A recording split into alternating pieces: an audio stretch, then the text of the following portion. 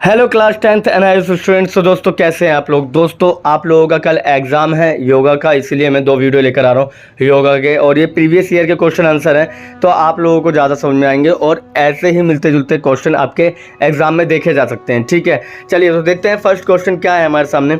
और first question है हमारे सामने, जॉगिंग क्या है। ठीक है, तो जॉगिंग एक प्रकार का व्यायाम है जिसमें आप धीमी गति से दौड़ते हैं और ये आपके हृदय गति को बढ़ाने, कैलोरी जलाने और समग्र स्वास्थ्य में सुधार करने के एक बेहतरीन तरीका है। ठीक है, इसके अलावा जॉगिंग के लिए किसी विशेष उपकरण की आवश्यकता नहीं होती, बस आरामदायक जूते और कपड़े पहने। ठीक है, आप किसी भी खुली जगह पर जॉगिंग कर सकते हैं, जैसे पार्क, सड़क या ट्रेडमिल। ठीक है, इसके बाद आप देखते हैं कि जॉगिंग शुरू करने के लिए धीमी गति से शुरू करें, धीरे धीरे आप अपनी गति और दूरी बढ़ाएं। ठीक है, इसके बाद जॉगिंग के दौरान अपने शरीर को सुनें और थकावट महसूस होने पर आराम करें। ठीक है, तो ये कुछ पॉइंट है और इन पॉइंट्स को अगर आप अपने एग्जाम में लिखेंगे ना तो गारंटी है आपका एक भी मार्क कट नहीं सकता।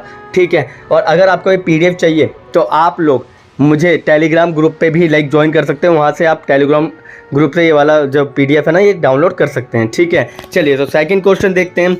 सेकंड क्वेश्चन हमारे सामने, सूर्य नमस्कार के पीछे क्या अवधारणा है, यानी कि हम जो सूर्य नमस्कार करते हैं उसके पीछे का अवधारणा क्या है, क्या ऐसी चीज़ है जिससे हमें सूर्य नमस्कार करना चाहिए। तो देखिए, सूर्य नमस्कार एक योग आसन क्रम है जिसमें 12 आसन होते हैं। यह सूर्य देवता को समर्पित होता है। इसे आमतौर पर ना सुबह खाली पेट किया जाता है। ठीक है, सूर्य नमस्कार जो होता है ना वो पूरे शरीर को गतिशीलता प्रदान करता है, मांसपेशियों को मजबूत करता है, पाचन में सुधार करता है और तनाव को कम करता है। ठीक है, इसका अभ्यास करने से शरीर में ऊर्जा का प्रभाव होता रहता है और मन शांत रहता है। ठीक है, तो अगर आपसे सूर्य नमस्कार के पीछे की अवधारणा पूछे तो आपको बताना है कि 12 आसन होते हैं, सुबह खाली पेट किया जाता है। इसके अलावा आप मांसपेशियों को मजबूत करता है, ये गतिशीलता प्रदान करता है, पाचन में सुधार करता है और तनाव कम करता है। ठीक है, और इससे हमारा शरीर और मन दोनों ही शांत रहता है। ठीक, समझ में आ गया। चलिए, सो थर्ड क्वेश्चन है हमारे सामने, मकरासन क्या है। देखिए, मकरासन जिसे कोबरा पोज भी कहते हैं, ये एक योग आसन होता है। ठीक है, जो पीठ और रीढ़ की हड्डी को मजबूत करता है। इसे करने के लिए पेट के बल लेट जाइए। ठीक है, पैरों को सीधा रखें और हथेलियों को कंधों के नीचे फर्श पर रखें। ठीक है, धीरे धीरे अपनी छाती और सिर को फर्श से ऊपर उठाएं, अपनी पीठ को तानते हुए, ठीक है, तनाते हुए, और कुछ सेकंड के लिए इस स्थिति में रहे, फिर धीरे धीरे नीचे आ जाए। ठीक है, तो ये मकरासन है। अगर आपसे मकरासन के बारे में पूछे तो 5 पॉइंट लिख दीजिएगा। ठीक, चलिए तो फोर्थ क्वेश्चन देखते हैं क्या है हमारे सामने। फोर्थ क्वेश्चन है, भुजंगासन के क्या फ़ायदे हैं।